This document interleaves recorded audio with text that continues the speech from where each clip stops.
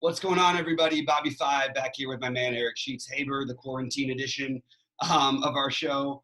We don't have DFS to bring you today. There's nothing going on in the world, and we got to talk a little bit about what's happening with everyone, sort of the concessions we're making, the life we're going to be living for the next while, and mostly we want to stay in touch with you guys. We don't want to lose this little community that we've got going, and we want to keep making these videos for you guys. But just wanted to vent something real quick that's bothering me. My mom has been trying to be tested for like over a week. She's been isolated at a hotel. Probably shouldn't even be at a hotel, but you can't get tested.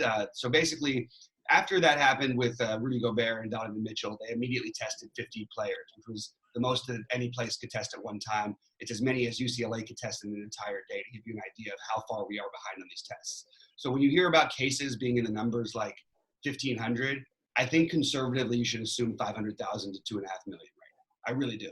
I don't know how mathematically 13% of people who are taking a test who have any symptoms that are testing positive for it, having this disease.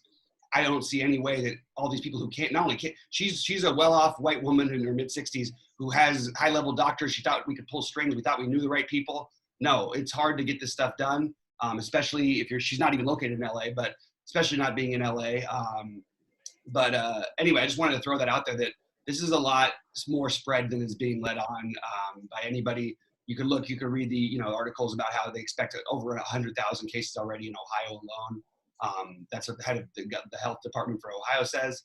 There's a lot of things like that we should just be aware this is already happening. So I really think that, just from my personal perspective, I don't even think it's an option to go out and do things right now. I would like for people to leave, to stay home basically. And yeah, that's basically where I'm at. And I also would like to get this testing figured out, because my mom, I don't even know what the right solution is for that. We have a big family, so we already had to separate her from our family. Maybe it would even be the same thing she's doing, but certainly not going to hotels and where there's other people. Like, whatever it is to stop this, we need to figure it out. And she's a person who actually does really need to know, because if she's fine, she can go back home. The other problem is the time. What was 5 days to 2 weeks is turning into 30 days possibly to show up. Then there's people without symptoms who have tested positive for it, who happen to just be around other people. And that's why, Donovan Mitchell being one of them. This is weird. It's just really, really weird. You can test positive.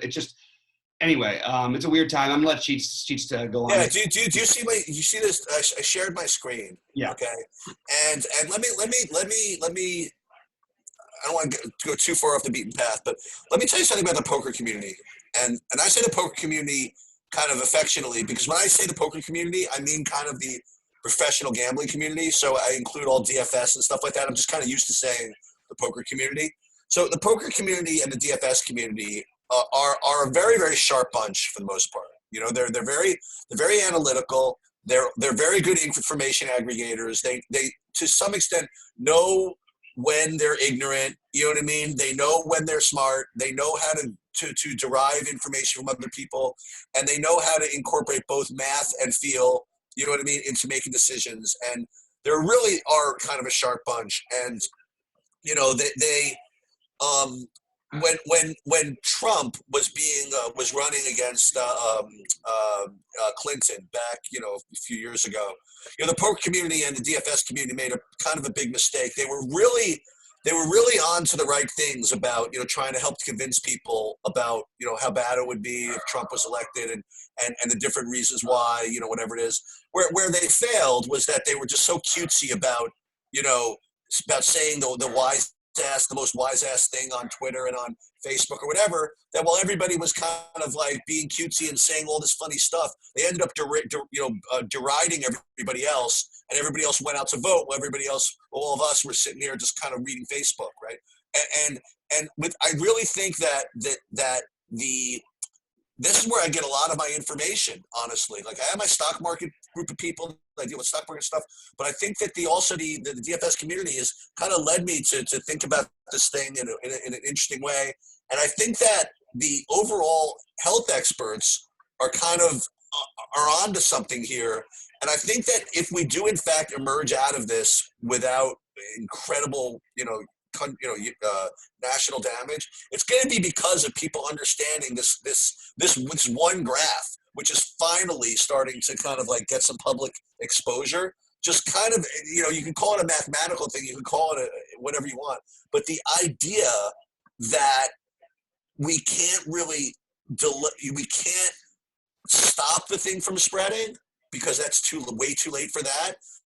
We can certainly delay it enough such that at least the people that are going to need the help maybe have a shot to get help from hospitals, which otherwise would be completely overrun if we just kind of let all these people just get infected right away, And I do encourage anybody out there that, and I don't want to put this on Facebook, whatever it is, just because a lot of my Facebook followers, they're just going to I just don't feel like fighting with them, to know the truth. But isn't that part of a little bit the problem here, though? 100%.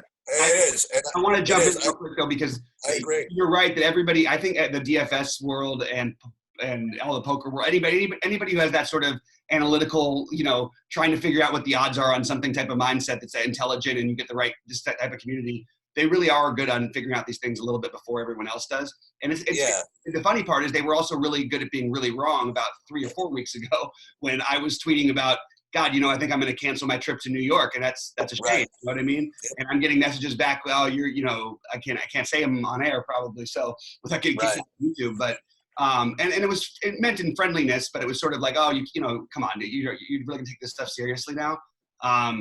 Now you can't even go there. It's not even gonna happen. So just to show you how things change. And when things started to change like that, though, everybody seems to be on the right path, with the exception of a few guys in the industry. But Empire Maker, Wilson at Borders Road is Wilson, and he's awesome. He's a funny follow, even though I don't agree with stuff. He's a really funny guy. But these guys, as well as a bunch of others, have been sort of on this, that it really is best to overreact. We were talking as if there was going to be NASCAR yesterday. And NASCAR is now gone too. Even we thought that was one that could actually happen. I think that it's going to be, we're looking at by Monday, basically things just shutting down, similar to Italy. If not, it might happen a little later than that, sadly, because we don't have enough tests to test people fast enough to scare everyone enough. Now, I know everyone's scared right now, but it's not everyone. And ideally, you would literally have a couple weeks where it was like a police state. You don't go on the street without gloves and a suit or whatever the hell it is. I also want to say that we should have done this before. One of the things we were considering doing when we first started doing these podcasts was doing kind of like a funny thing on the different DFS guys and who's a piece of garbage and who's a pain in the ass and who's funny and who's whatever. But I do think that in times like this, I think it's a decent idea to, at least for me, I want to share just a couple of interesting kind of Twitter follows. You know what I mean? Sure. That maybe some of you don't have. See, this guy right here, this guy Perry Metzger, I actually went to high school with him a long time ago. He was a year younger than me, but actually graduated a year before me. He was a real wizard, really, really smartest guy in the world, pretty much. And I lost track of whatever. He became a security expert in computers and stuff, and he's just an overall really, really smart dude. You know what I mean? He probably knows nothing about poker and nothing about anything, but his kind of views on things are just really, really advanced and interesting. And he was, one of the first guys out, outside the DFS community to kind of be on this stuff really, really quickly. And he could be kind of a gloom and doomer when you think, sometimes. But as you were just kind of alluding to, it's okay to overreact. You know what I mean? And people look at the example of Y2K back when you weren't around. You weren't around for that, but back at Y2K, they spent billions of dollars fixing computers because their idea was that all computers were not ready for the year 2000 as far as the extra digit goes. And so they were afraid that the whole world was going to shut down because of the inability to process this. They spent billions on this. And it turns out that, it wasn't that big of a deal, but that doesn't mean they were wrong for preparing for it. And they could have also argued that because of all the different changes they made in preparation for this, that's why it wasn't a big deal. It's all about, like you say, kind of like we say all the time in DFS, it's just assessing risk and what the damage is if you don't. What do you really? The damage, as this kind of chart even shows, the damage caused by doing nothing is really just bad. You know what I mean? It's just awful. And even look, what's the difference whether it's going to save 300,000 lives or 700,000, whatever it is. If you could save one by doing this, it's probably worth it. And it's not like they're asking you to, you know, whatever. I mean, like you just show a little diligence, and okay, now you have to show extra diligence. Like right now, they're shutting everything down. And one thing you could look at, I mean, you think about whether all this is necessary. Look, we talked about these guys, some of these businesses being corrupt, they're being greedy, they're being whatever. I will just put it to you this way.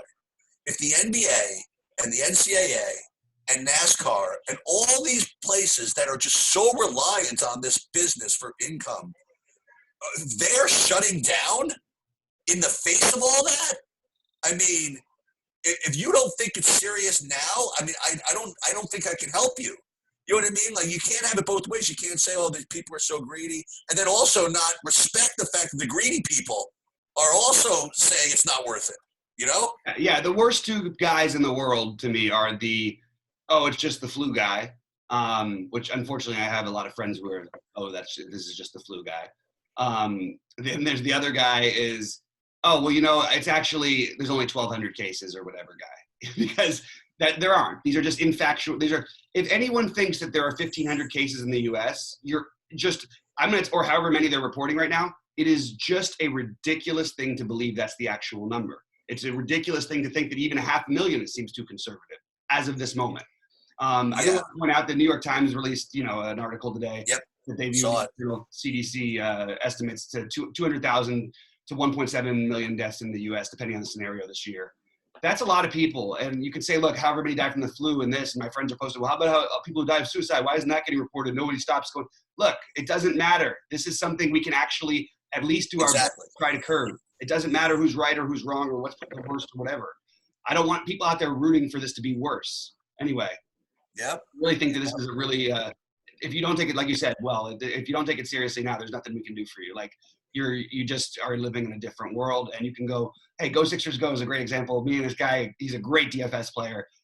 He's actually a funny guy, and if you look, he's one of the winningest DFS players, but his Twitter would upset a lot of people. He's one of the ones that really on this, as of like this morning, hey, let's just go out and live our lives, and I'm gonna go party and go do whatever I can. It's sort of the Rudy Gobert attitude a little bit. Well, let me tell you something else, and this could be like a lesson I want to teach my children. You know what I mean? Is not the issue of stubbornness, but let me tell you the guys that there's been a whole bunch of DFS guys and poker guys or whatever. The real, I don't want to say admirable, because a lot of people are admirable. I don't want to, but the people that are the real smart guys are the ones that even though they maybe start off with one opinion, that when they are faced with evidence that you can make sense of, you're not like stubborn enough to just sit on that opinion for no reason other than being stubborn. You know what I mean? And we can talk about individuals, whatever, but there have been some people that started off on this is just the flu thing, and faced with new evidence and faced with evidence that makes sense to them, and quite frankly, faced with arguments from people they respect, right, are now kind of involved in this. Now, again, I don't know the draft cheat, like, personally. Like, I never met him, whatever. I know he's got, a reputation for being kind of a, pretty volatile or whatever. But a guy like that, like, for example, like, it wasn't like only like 2 weeks ago that he was like, what the hell are you guys freaking doing? You guys are idiots. I just want to box whoever in the thing, and whatever it is. You guys are all morons. And I think he slowly but surely, like, he's like, well, maybe these guys who are really smart, who I'm fighting with, are smart for a reason, and maybe and when you can see guys kind of get turned and when faced with evidence to the contrary, I think that's a really valuable lesson to be learned in life. Like, and my son being in their formative ages where he could hopefully still listen to me, before he decides he's smarter than I am, which could happen any day now, I guess. That's an important thing to learn too, is to realize that it's not just, these guys are this, this guy is this. There's certain amount of learning involved in life that you should be able to be open to get your mind changed by external evidence. Yeah, and also it makes sense. I just want to make a quick comparison why people at DFS, especially in poker, I didn't really do a good job of it before. But when your brain is working on an analytical front of trying to find edge, and always and also what you're doing is you're spotting trends and you're listening, you have a tight group of the intelligent people that you trust. The same thing goes when you're looking into this type of stuff. You know, I'm not going to be the guy who knows the most, but I'm also not going to trust what the news is telling me is actually happening over a guy like Malcolm Gladwell. And that's somebody I follow very closely during these kinds of times. I guess there aren't really these kinds of times, but this particular time, there are a lot of things that we're all good information aggregators. Sheets is one of the best. I've just seen at it, that's one of the things that we're all good at. And that's what we're even going through. That's why we're, I think, able to get even a little bit more ahead of the rest of everyone else. And for me, I'm taking more extreme steps. I mean, Sheets, if it was up to me, I would say, hey, just to be safe, just, try and bunker out at home with your family for a little bit.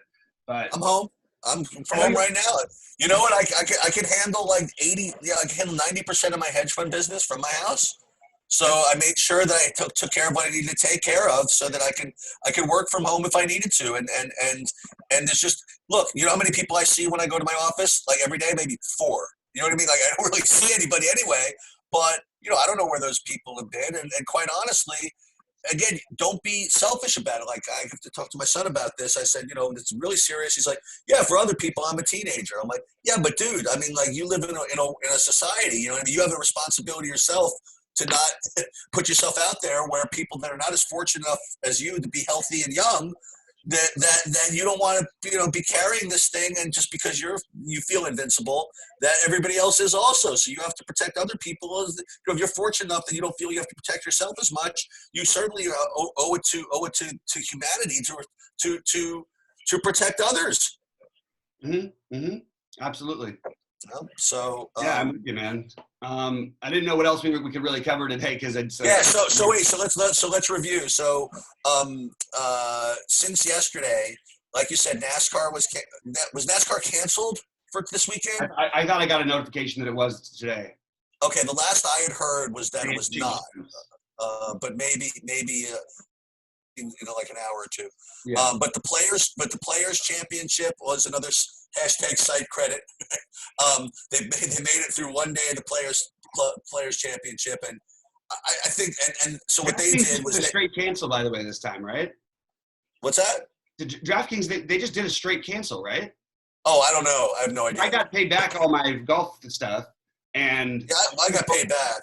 I didn't go with my initial plan, of which I really thought was a great idea, and I didn't do it. Was to try and play all the early in the day guys. Yes. Partially because the wind was going to be lower, but also partially because, what if it got canceled during the day? Like, who knew? So that was an interesting thing, and I'm curious to see what happened with that. I actually, I haven't taken a look at it yet. I just got noticed the money was back in my account myself. Yeah. So that's, and not only that, but they have subsequently canceled future events for the time being, including the Masters. Yeah. And that again, like, I always wonder, at what point in my head am I going to say, maybe this is going too far, maybe they should wait a little bit on that? I think that's right at kind of the edge. You know what I mean? Like, I have no problem with them canceling it, whatever. I don't know what everybody else is. I don't know how it works with travel and what logistics would be involved, whatever. Because my first part was, well, why cancel it? Because you could always cancel it. You know what I mean? But I guess if there's people that have to, make plans to go and all this other stuff that has to go, maybe it's wise to do that. But I don't know exactly when's the Masters. Not until for another month, right? It's on April 2nd, I think. Oh, that's close. Okay. That's close enough. To me, that was like an alarming one. Yeah. That's one of those where, look, when we live in a society where I'm not even going to criticize, I don't want to get into criticizing the government for it. It is what it is. It's been this way while all presidents have been in office. Yeah. But they're not going to tell you the truth. And partly they're trying to not create mass hysteria. Yep. When you feel like you're being you're not given all the accurate information, you have to read between the lines. The good news is these are not hard lines to read in between. When you start talking about these things being canceled, you have to know these people feel it is a life or death risk for at least certain people, for at least a certain part of our society. And by the way, if anybody wants to fight back with, those are all old people and, they don't have many years left anyway, that's just I don't want. No. Fortunately, I do not follow anybody on Twitter, Facebook, or in life that I've heard that from. So I'm very lucky that that's the first I've heard that. So we can just skip that. Yeah. I mean, that's ridiculous. I guess the one industry, again, you want to talk about greed and all this stuff. The one industry that has not caved yet. Well, actually, there are two, and one of them I'm going to talk about. We have breaking news 2 minutes ago now, because we didn't have all of our schools closed yet. Now they're all closed in the LA area starting Monday. All LA schools closed starting Monday. Okay. So I was trying to get my friends to pull all their kids out of school who my daughter goes to school with, and I was unsuccessful until 2 days ago, finally pushing everybody to do it. I wanted to get ahead of this before it got it to be official that it was happening, but now that it's happening. I pulled Matt out. Matt didn't feel that great anyway. He's got a little bit of a bug, whatever. But he could have gone today. I'm like, why? Yeah. Why? Oh yeah, absolutely. Just why? Well, I'm going to test about all LA schools closed starting Monday. Wait, what was I just saying? Yeah. So the two industries which still have not caved yet. One of them is one that I'm kind of close to, and that's actually horse racing. Like horse racing is still going, and like Gulfstream. I don't know all the tracks, but Gulfstream Park, for example, is racing without fans today. And what's a little bit disconcerting about that is the fact that those industries all kick back money to the state. So it's disconcerting that those industries have not shut. You know what I mean? Right. That's a little that contributes to the conspiracy theories just a little bit, you know. And the other one, which why are casinos open? I guess I'll just throw it out there. Yeah. That's another rough one, man. I don't know what to say about that. So two of my best friends, they're actually brothers and sisters. I grew up with them my whole life. So they had a business project. They work both for a design firm. They designed the new Four Seasons in Vegas, or one of the, I don't know what it is actually even. But they, of course, these guys love to gamble. They absolutely love to go down and play blackjack. And I'm like, look, you can't go down there, guys. You can't go play with any chips right now. Like, right. You know, and they did. And I'm pissed off at them. And I told her, I said, you know, you're not going to be around our family. Like if that's the way you're going to treat things right now. That's how strong I feel about this. I don't want to be around people who are in casinos. Yeah, you know, it's funny. I'm seeing my friend. I was going to see my friend Arkady the couple of days, whatever. He sent me a picture of like some guy who's playing at a poker tournament with like a mask and like gloves and all this stuff. And I responded, "What the hell are you doing there anyway? Right. Taking the picture, God's sake." You know what I mean? Like, right. I know what you're doing. Thanks a lot for telling me how stupid this guy is, but you're probably half as stupid. You know, what are you doing? So there were a couple of stray poker tournaments that were kind of slow to get with the program, but I guess the bike finally closed, right? Yeah. Finally. And I felt bad. There's one guy that put a picture up. Hey, congratulations on whatever. He won 8,500 in an '08 tournament. Picture him with a trophy. I'm like, dude, is it really? I hope it's worth the 8,500, man. You know what I mean? And I'm like, and then they're like, oh, more tournaments tonight. Come join day E of the. I'm like, can you just? And I had a couple of tweets which I deleted too, and which were I just don't need it. I don't need the aggravation. But I was texting. Listen, any other tournaments I can come to? I'm thinking of taking a cruise ship there just so I can play. You know what I mean? I mean, nobody needs to hear that. I don't like to be just funny for the No, actually, my friends like follow you, a couple of them, and they were like, they thought that was hilarious. Oh, okay. Yeah, I think that was actually just a funny timing. Anyway, so what casinos to me would be, if casinos aren't closed, I would be it would be a little, I don't know. I don't like it. I just don't like it. I'm not going, but I think they should be a little more responsible too. Oh my God, I'm reading some other weird news that I hadn't read. What do we got? I don't even think I can talk about it on air. Okay. It's trending on Twitter. I'll just put it that way, in the political crystal meth realm. I don't know. I don't even know what that is. I got national emergency. I have hashtag quarantine and chill. That's what I got. Somebody died last night. Oh no. but not. It wasn't of this. It was. Oh, oh. It, it Okay. was of. It was. Oh, it's pretty bad. This almost feels like made up to me. Who? It's this guy Andrew. You know Andrew Gillum. Andrew who? His name's Andrew Gillum. I don't know what he's. Who is he? He's like he's a Democrat in Florida, I think. Oh, okay. And it's crystal meth incident in Miami Beach. yeah. Okay. Oh, yeah. On another day, that would be a pretty big story. And by the way, I do think it's going to be interesting. And this is obviously not one of the fabricated ones. I'm not going to go on a crazy Tommy, who's my least favorite person in the world rant. But he always is on these. But he always like things like an earthquake or this. Even they were saying this about the coronavirus today. The Democrats were doing it to try and make Trump look bad. There's a lot of people saying that. I mean, it's whatever. It's just. Nice. But be aware when you start. Every time we start bombing countries and getting into these little wars and stuff, just be aware it spins the cycle, and both sides have done it, and that's really fucked up. Like, sorry, I'm cursing this time.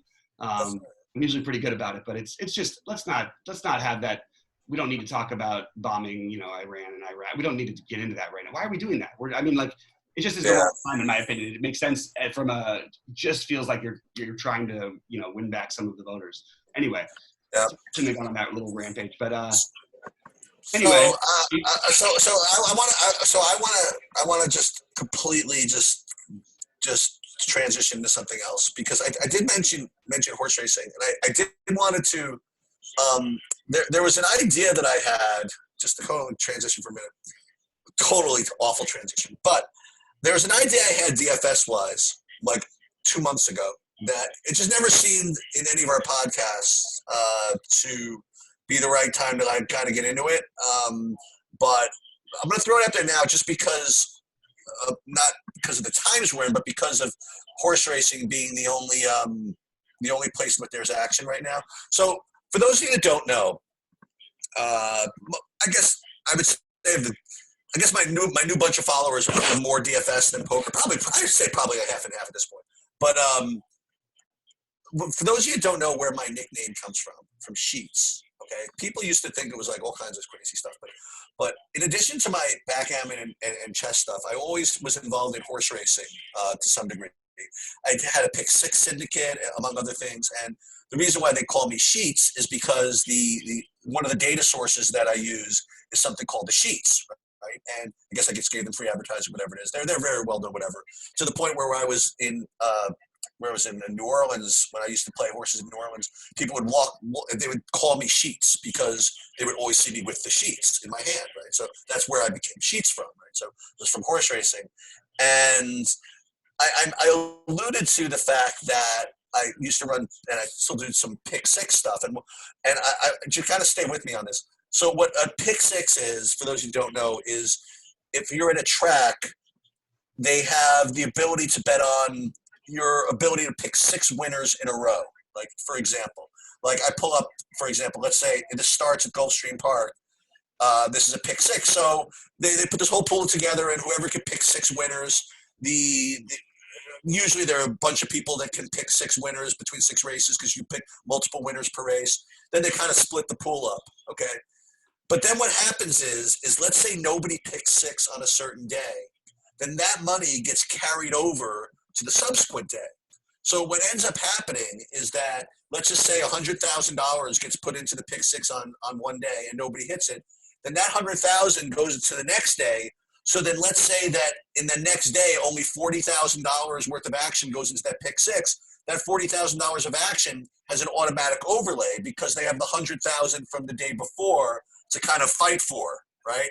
So that's why these pick six carryovers were always kind of lucrative because the more money got carried over into subsequent days, the better odds you had, to be plus EV because there's all that trapped money in there that you can kind of fight for. Mm-hmm. So so you got to follow it. So in the past couple of years, they've actually made a new brand of pick six, which is kind of taken over, which is called a jackpot pick six, otherwise known as a rainbow pick six. And what this does is it makes it totally different. That let's say there's $50,000 in the pool in the pick six. If let's say like a bunch of people hit the pick six, only 30% of that money gets paid out, and the other 70% gets carried over anyway into the next day. The only way the entire pool gets paid out is if there's one single person that hits the pick six. Wow. So if you are the single unique winner, you get the whole pool. So what ends up happening is that this thing kind of usually carries over for days and weeks at a time, because it's very hard to be the only person to hit the pick six, because unless you hit like a whole bunch of long shots, you're usually splitting it with a whole bunch of people. So like these Gulfstream and some of these tracks pick sixes, they end up going to like $1 million range, on a very regular basis, until at some point they have a mandatory giveaway day where they just distribute the whole pool to, and they chop it up between the hundreds of thousands of people that are going to hit it. But in the meanwhile, it's a really interesting bet, because you end up, let's say, like $1 million in the pool, and let's say that there's only going to be like $100,000, $200,000 bet. It becomes a little more likely that you can be that one person that to hit it the whole thing. So the reason I bring it up is probably the one good gambling thing for those of you that ever do horse racing is now you have all these pick sixes that have these big carryovers, these jackpot pick sixes, these big carryovers. And now, like on a day like today at Gulfstream, they're having racing with no fans. Right? So the only people that can bet on it are either simulcasting, which might be closed anyway, or people that bet online, which is still a fraction of the total handle. So what you're going to get is an incredible overlay, because there's not going to be that much put into the pools, yet there's all this money trapped in to the jackpot pick six. So that is the one kind of like just super EV kind of play there is available. So the reason I bring this all up now, right, is that here is my idea kind of for DFS. So let's say that you have a showdown slate, or let's say a 2-game slate even, or slates that usually rate to have just multiple winners, right? Or NASCAR, whatever it is. You can do it the way you're doing it now, such that, like people just try these off the board things to be unique. But another thing you could do, I mean, I'm going to talk to Aguiar one of these days and see if DraftKings is willing to do this, is to make kind of like this kind of like unique thing carryover. Like, let's say that they were going to do like showdown slate of, say, anything, like a basketball game or something. Love this idea. Yeah, and let's say that $100,000 that's put into this. If there's a whole bunch of people tied for first, then 50% of the pool just gets carried over to the next day, and they only pay out total pool of the 50%. And that 50% keeps getting carried over until there's one unique winner at the top. And when that one unique winner at the top, the one that wins, also is the only person that has that thing, they get the whole pool, or whatever, first place pool, or whatever it is, to really encourage people playing. And again, like if you end up being tied, okay, you can get a little bit of the money, right? But the majority of it, or at least a good percent of it, gets carried over to the next day and is reserved only for the person that can get the winning lineup that is a totally unique lineup. Dude, I think it's really cool. That's really interesting. I actually like this idea. I think it's a good little place to get edge. I do want to give what you said made me think. Big shout out to DraftKings and FanDuel for handling this really well, and making sure nobody had to lose any money during this period of time, and know they had to take a loss, and they're going to have to take a big loss over the next while. But I really appreciate what they've done. Wait, one other. So yeah, absolutely. And the other thing I would mention is to kind of finish up with like what's going on in DFS. I'm right in that Major League Baseball has said there'd be at least a 2-week postponement before opening day. Is that accurate?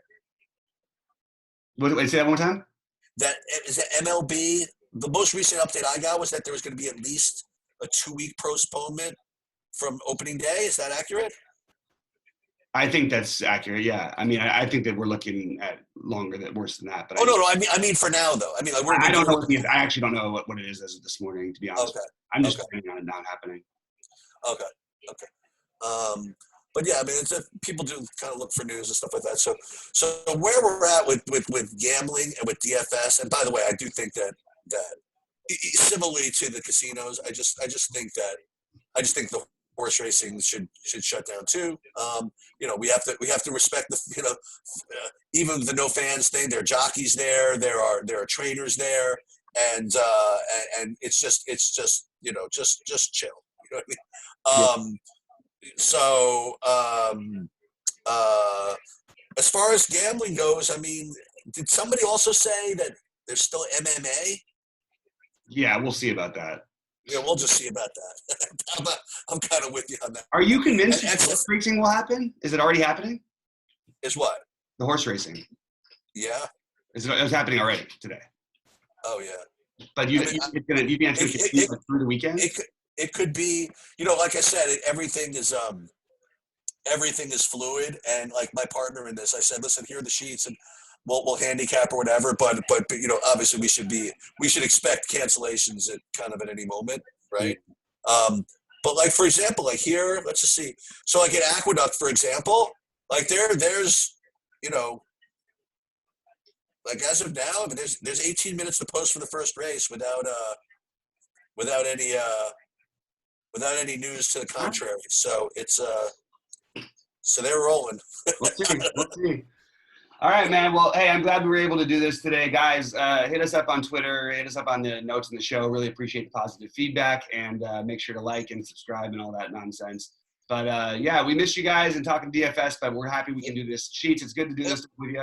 Any final thoughts before we get out of here? I think we covered a lot of good stuff, and I think this actually makes me feel better. So at the very least, we helped. Well, that's the thing. I mean, like we should, look, social distancing is one thing. Oh, by the way, just to confirm, there are horses with trainers getting loaded into for race one at Aqueduct. So, but yeah, even though you should be socially distancing, that doesn't mean you should be socially distant. You know what I mean? Oh, that's not bad actually.